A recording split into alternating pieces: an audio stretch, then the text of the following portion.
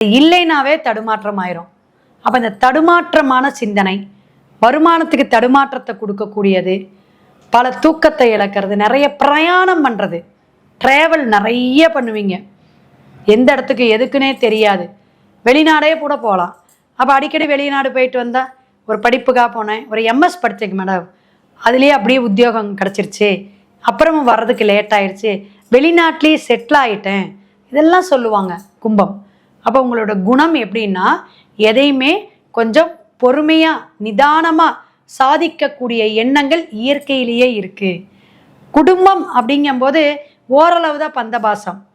தன்னுடைய விஷயத்துக்கு என்ன, அந்த கடமையை செய் போதும், இது உங்களுக்கே இதை அப்படி செய்யுங்க போதும் அப்படிங்கிற மாதிரி சரியான வழிகாட்டி மட்டும் கும்பத்துக்கு இருந்தால் அவங்க நல்ல ஒரு உயர்வை யாரையாவது ஒரு எடுத்துக்காட்டாக ஒரு எக்ஸாம்பிளாக எடுத்து உயரக்கூடிய, இந்த விளையாட்டு துறையாக இருக்கட்டும், சினிமா துறையாக இருக்கட்டும், இந்த துறை சார்ந்து சாதிக்கிறாங்க பார்த்தீங்களா, அதில் அந்த கும்பராசிக்கு அல்லது கும்ப லக்னத்துக்குமே உண்டு. அப்போ தன்னகத்தே ஒரு விஷயத்தை மறைச்சி வச்சுக்குவாங்க, ஒழிச்சு வச்சுக்குவாங்க, வெளியே சொல்ல மாட்டாங்க. அந்த வெளியே சொன்னால் நமக்கு அவமானமாக போயிடும், ஒரு அவமானத்தை சந்திச்சிருப்பாங்க. அப்போ என்ன ஆகுங்க, அது ஒரு அடியை வாங்கியிருக்காங்கன்னு வச்சுங்களேன், ஒரு அடி வாங்கியிருக்காங்க அல்லது ஏதாவது ஒரு விஷயத்தில் போய் லாக்காகி வெளியே வராங்கன்னு அதை ஃபேமிலியில் சொல்ல வேண்டாம், மறைச்சே வச்சுப்பாங்க.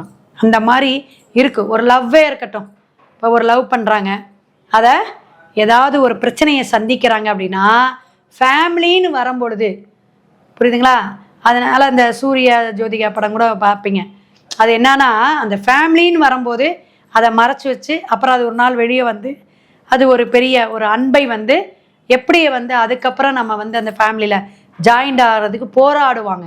அதுபாடி ஒரு தொழிலுக்காக போராடுறது, ஒரு குடும்பத்தை சேர்க்கறதுக்காக போராடுறது, தன்னோட குழந்தைகள்னால ஏதாவது ஒரு சின்ன சின்ன மிஸ்டேக் ஆகிறது, அந்த குழந்தைங்கனால ஒரு கேர் எடுத்து அந்த குழந்தைங்களை பார்க்காம பராமரிக்க முடியாமல் தவிக்கிறது, அந்த தவிப்பு அப்படிங்கிறத அவங்கக்கிட்ட இருக்கும். தவிக்கிறேங்கிறம்பாங்களே, குழந்தைய விட்டுட்டு தவிக்கிறேங்க, மனைவியை விட்டுட்டு தவிக்கிறேங்க அப்படிங்கிறதுலாம் கும்பத்துக்கு உண்டு. இந்த இருதாரம் 2 காதல் வர்றது,